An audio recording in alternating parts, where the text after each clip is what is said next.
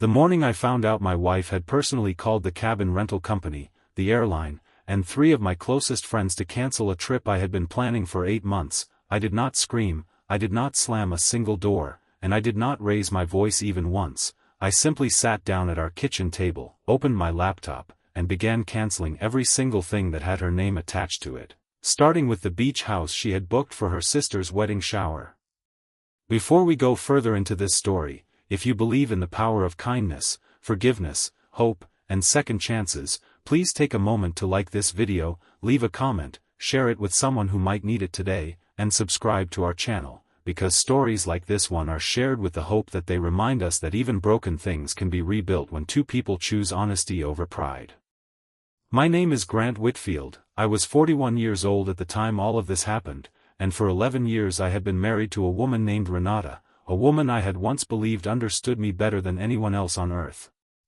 We lived in a modest but comfortable house on the edge of a small town in Ohio, the kind of place where neighbors still waved from their porches and the local diner knew your order before you sat down. I worked as a project manager for a regional construction firm, the kind of job that ate up 60 hours a week and left very little room for anything resembling rest. Renata worked part-time at a dental office and spent the rest of her hours managing our 2 children, a spirited 9-year-old daughter named Josephine and a quieter, more thoughtful 7-year-old son named Foster. On paper, our marriage looked like something out of a greeting card. We rarely argued in front of the kids, we still held hands at church on Sundays, and we had built, brick by brick, a life that most people around us admired from a distance. But underneath that surface, something had been eroding for a long time, something neither of us had the courage to name out loud. Renata had grown up in a household where her father controlled every dollar, every decision, every outing, and she had promised herself as a young woman that she would never again feel like she had no say in her own life. I understood that fear, or at least I told myself I did, and for years I tried to give her the kind of voice her childhood had denied her. But somewhere along the way, in the exhaustion of parenting and mortgage payments and the slow grinding wear of everyday life, that desire for a voice had curdled into something else, something closer to a need for control. The trip that started everything was not extravagant. It was 4 days with 3 of my oldest friends, men I had known since high school, at a rented cabin 2 hours north near a lake where we used to fish as teenagers. We had planned it for 8 months, ever since my friend Desmond had lost his father and told us, through tears none of us had ever seen from him before, that he needed something to look forward to.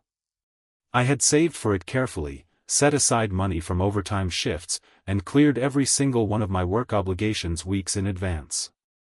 I told Renata about it the moment Desmond proposed the idea, and she had smiled and said it sounded like exactly what I needed. That smile, I would later learn, had been a mask. 3 days before I was supposed to leave, I came home from work to find the house unusually quiet. Josephine and Foster were at my mother's house for a sleepover, something Renata had arranged without mentioning it to me beforehand.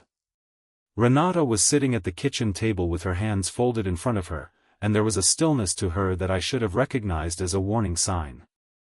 She told me, in a voice so calm it frightened me more than shouting ever could, that she had cancelled the cabin, cancelled my flight, and called Desmond, my friend Corwin, and my friend Blaine to let them know I would not be coming. When I asked her why, stunned and struggling to even process the sentence, she said something I have never been able to forget. She said she needed to remind me who actually ran our household, because lately it felt like I had forgotten. I want to pause here and say something important, because I know some of you watching this may already be forming judgments about Renata, and I want to ask you to hold on to those judgments loosely, because people are rarely just villains or just victims, they are usually both at different moments of their lives, carrying wounds that shape the way they love and the way they fight. Renata was not a cruel woman by nature. She was a frightened woman who had confused control with safety, and love with obedience, and it would take both of us a long and painful road to understand how deeply that confusion had taken root in our marriage. In the moment, though, standing in that kitchen, I did not have the emotional distance to understand any of that.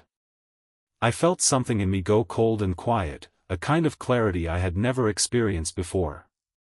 I did not yell. I did not beg her to reconsider. I simply nodded, walked past her, and went into our home office, where I sat down at the desk and opened my laptop. Renata called after me, asking where I was going, and I told her I was just checking something. That was true, in a narrow sense. What I was actually doing was going through every account, every reservation, every subscription, every plan that had her name attached to something I had paid for or arranged, and I began canceling all of it, one by one. I cancelled the spa weekend I had booked for her 40th birthday, still 6 weeks away, that she did not yet know about. I cancelled the beach house deposit for her sister Ren's bridal shower, an event Renata had been planning for months and had promised to host. I called the florist and cancelled the standing weekly delivery of tulips I had arranged as a surprise for her desk at work, something she had mentioned once, in passing, 3 years earlier, that she wished I still did the way I had when we were dating. I cancelled the online course she had been taking toward a certification she hoped would help her open her own small practice one day.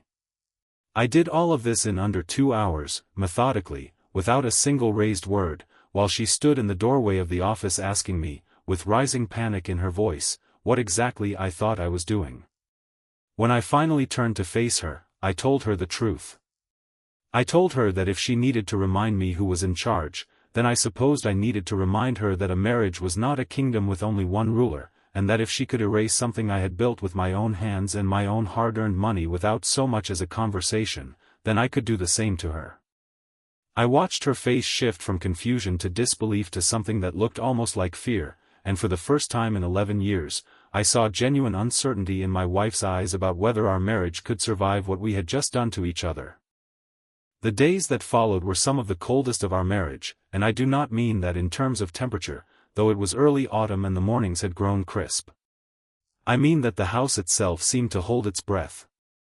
Josephine and Foster, perceptive in the way that children often are even when adults try to shield them, sensed that something had shifted. Josephine asked me one evening, while I was helping her with a math worksheet at the kitchen table, why Mommy and Daddy weren't talking the way they usually did, and I remember struggling to find an answer that was honest without frightening her. I told her that sometimes grown-ups needed a little space to figure out how to talk to each other better, and she accepted that answer with the easy trust of a child, though I could tell it did not fully satisfy her. Renata and I moved around each other in the house like two people navigating a minefield, careful, silent, exhausted. She slept in the guest room the first 2 nights, and I did not stop her. On the 3rd night, I found her sitting alone on the back porch in the fading evening light, wrapped in the old flannel blanket her grandmother had made her, staring out at nothing in particular.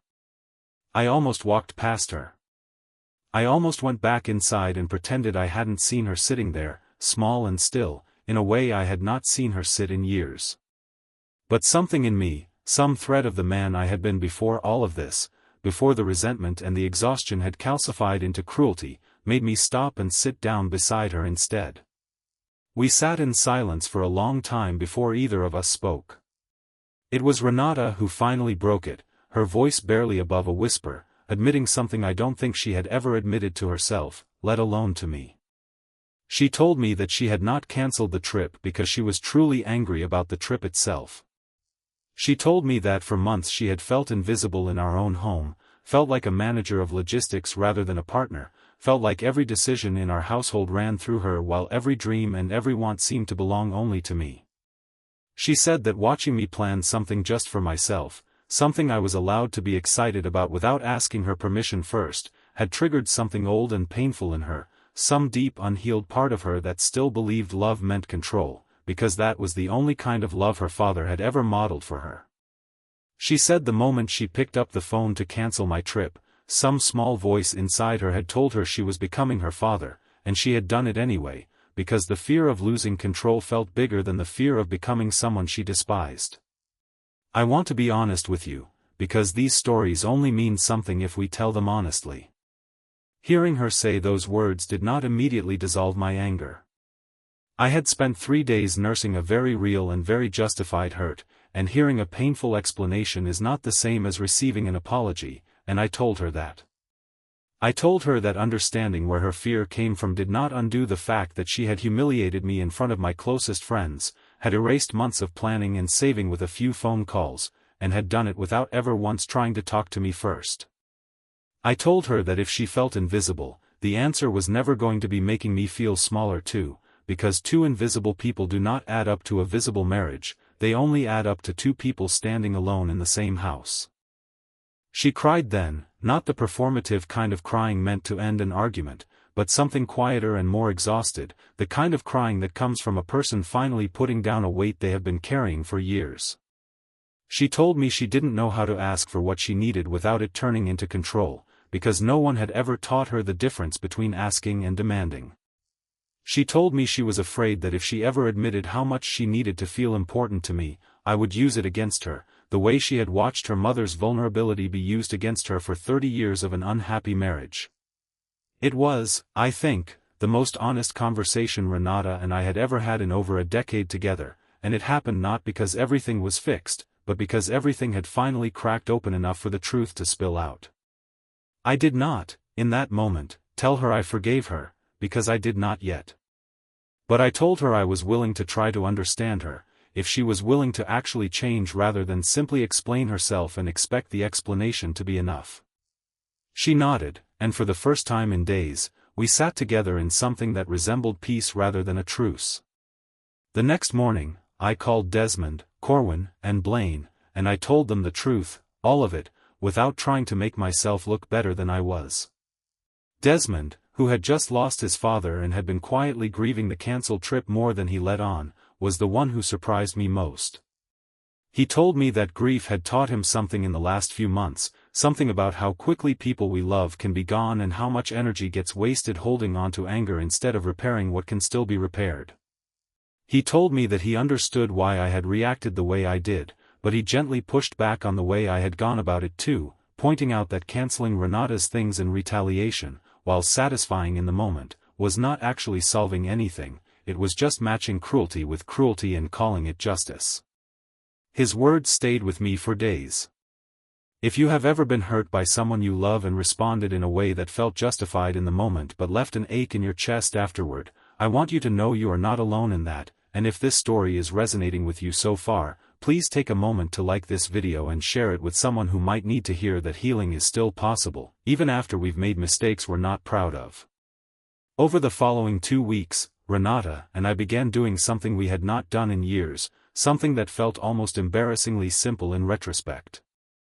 We started talking, actually talking, not about schedules or bills or which child needed to be picked up from which practice, but about the things underneath all of that. We agreed to see a marriage counselor, a woman named Dr. Halloway who worked out of a small office above the pharmacy in town, and though the first session felt stiff and awkward, something about having a neutral space to say difficult things out loud began to loosen the knots that had tightened between us over the years. In one of those sessions, Renata admitted something that broke my heart in a way I had not expected. She told me that part of why she had cancelled my trip was that she had never had a trip of her own, not since Josephine was born 9 years earlier. She had given up a semester of graduate school when she got pregnant with Josephine, had put her own ambitions in a drawer to raise our children while I climbed the ladder at work, and somewhere in the last decade, she had stopped believing she was allowed to want things for herself at all. When she saw me planning something purely for my own joy, it hadn't just triggered her fear of losing control, it had also triggered a grief she had never let herself feel, grief for the version of her life she had quietly set aside. I sat with that for a long time after the session ended. I thought about all the ways I had assumed Renata was simply the manager of our household, the person who handled things so I could focus on providing, without ever really asking her what she had given up to make that possible, and without ever really asking her what she still dreamed about. I realized that in 11 years of marriage, I had planned trips for myself and my friends more times than I could count, but I had never once asked Renata what a trip of her own, just for her, might look like. So I did something I hoped would mean more than any apology I could put into words. I found an old brochure in a drawer, one Renata had kept from years earlier, for a small writing retreat in Vermont she had once mentioned wanting to attend before life got busy and the idea got buried. I called the retreat, confirmed there was still an opening for the following spring, and I booked it for her without telling her first, the same way she had once dreamed of surprises when we were young and dating. But this time, before finalizing anything, I sat down with her and told her what I wanted to do, and I asked her if it was something she actually wanted, because I had learned enough by then to know that surprises built on assumptions were exactly the kind of thing that had gotten us into trouble in the first place. She cried again when I asked her, but this time it was a different kind of crying, the kind that comes when someone feels truly seen for the first time in a very long while. We also agreed, together, that I would still take a trip with my friends, a smaller version of what had been planned, a long weekend rather than 4 full days, and that Renata would take her own weekend away in the months following, and that neither of these things would need to be treated as a threat to the other, because a marriage, as Dr. Holloway reminded us more than once, is not a zero-sum contest where one person's joy has to come at the expense of the other's sense of security. The weekend I finally did go on that rescheduled trip with Desmond, Corwin, and Blaine, something remarkable happened that I did not expect. Standing by that lake, watching the afternoon sun scatter light across the water while my friends laughed about old memories from high school, I found myself missing Renata in a way I had not missed her in years, not because I felt guilty, but because for the first time in a long while, I actually wanted to share my joy with her rather than protect it from her. I called her that evening, before the sun went down, and told her about the trip, the fish Blaine had caught and immediately lost, the terrible chili Corwin had insisted on cooking, the quiet moment Desmond and I shared talking about his father by the fire pit. She listened, and I could hear in her voice that she was genuinely happy for me, not performing happiness the way she might have a year earlier, but actually feeling it. When I came home, Foster ran to the door before I had even gotten my bag off my shoulder, talking excitedly about a fort he and Josephine had built in the backyard while I was gone, and Josephine trailed behind him holding a drawing she had made of our family, all 4 of us standing together under a bright yellow sun. Renata stood in the doorway behind them, and when our eyes met, there was none of the coldness that had lived in that same doorway just weeks earlier. There was something softer there instead, something that felt, for the first time in longer than I wanted to admit, like home. The months that followed were not perfect, and I think it's important to say that clearly, because stories that promise perfect endings after painful beginnings often do more harm than good by setting an impossible standard. Renata and I still argued sometimes. We still had days where old patterns crept back in, where she would catch herself trying to control a plan out of old fear, or where I would catch myself withdrawing into silence instead of speaking up, an old habit of mine that I realized, through our sessions with Dr. Holloway, had taught Renata over the years that the only way to get my attention was through drastic action, because quiet requests so often went unheard. We were both, in our own ways, still healing from wounds that predated our marriage by decades, wounds handed down from our own parents, wounds we were only now, in our 40s, beginning to name out loud. But something fundamental had shifted between us, something that showed itself in small, quiet moments rather than grand gestures. It showed itself when Renata asked me, genuinely asked rather than assumed, whether I minded if she took an extra shift at the dental office to save toward reopening her certification course, and I told her that I not only didn't mind, I wanted to help her make it happen, even if it meant rearranging our budget. It showed itself when I started leaving small notes on the kitchen counter before I left for work, simple things like reminders that I saw how hard she worked, or that I was proud of her, small gestures that cost nothing but meant everything to a woman who had spent years feeling invisible in her own home.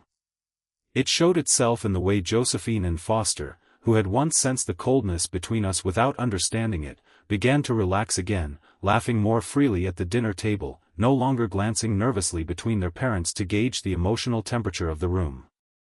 In the spring, Renata went to that writing retreat in Vermont, and I stayed home with the kids for the first time in years without a single phone call asking her to handle some logistical detail I could have handled myself.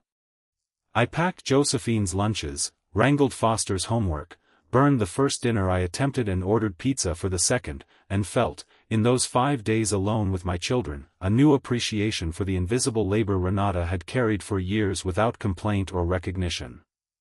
When she came home, sunburned and exhausted and glowing in a way I had not seen in years, she pulled a small notebook out of her bag, filled with the beginnings of essays she had started writing at the retreat, stories from her own childhood she had never had the courage to put into words before. She read me one of them that night, after the kids had gone to bed, sitting across from me at the same kitchen table where, months earlier, she had once told me she needed to remind me who was in charge. This time, at that same table, she read me words about her father, about fear, about the quiet strength it takes to break a cycle you were never taught how to escape, and I realized that the woman across from me was not the same woman who had cancelled my trip out of fear and old habit.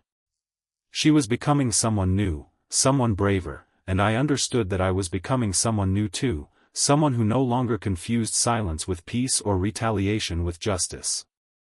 I think often about that afternoon in the kitchen, the day I sat down and cancelled everything of hers out of hurt and pride, and I won't pretend I'm proud of how I handled it, because I wasn't gentle, and I wasn't wise, I was simply wounded and reactive in a way that only deepened the wound between us before it could begin to heal. But I've also come to believe that sometimes the worst moments in a marriage, the ones that feel like they might be the ending, are actually the moments that force two people to finally stop performing a happy life and start building an honest one instead. Renata and I did not save our marriage by pretending that day never happened. We saved it by dragging that day, and everything underneath it, out into the light, and choosing, painfully and imperfectly, to look at it together rather than letting it sit between us unspoken for another 11 years.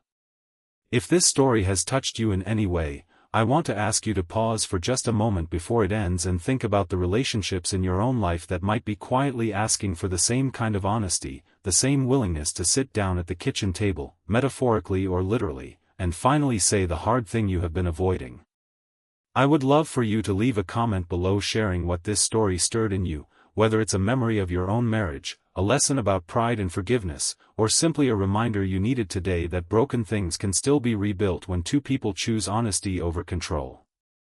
Your comments mean more to our community than you know, and they often become the very stories that help someone else feel less alone in their own struggles. It has been almost 2 years now since the week I cancelled everything of Renata's, and our marriage today looks different than it did before, not because the house is bigger or the arguments have disappeared, but because we finally learned how to fight for each other instead of against each other. Renata finished her certification last spring and now works 2 afternoons a week helping run a small dental hygiene practice of her own design, something she once believed she had permanently given up. I still take my annual trip with Desmond, Corwin, and Blaine, and Renata takes her own trip each spring to a small cabin an hour outside of town, sometimes with her sister Ren, sometimes alone with her notebook, and neither of us feels threatened by the other's joy anymore, because we finally understand that love was never meant to be a competition for control, it was always meant to be two people making room for each other to become who they were always meant to be. Josephine, now 11, likes to tell people that her parents are proof that grown-ups can learn to say sorry too, and Foster, 9 now, still keeps the drawing he made of our family from that spring taped to the wall above his bed, 4 figures under a bright yellow sun, a picture he made during the very week our family was quietly learning how to come back together. Some evenings, when the house is quiet and the kids are finally asleep, Renata and I sit together on that same back porch where we once had our hardest, most honest conversation, and we talk about nothing in particular, the easy, unhurried kind of talking that only comes when two people have finally stopped performing peace and started actually living it.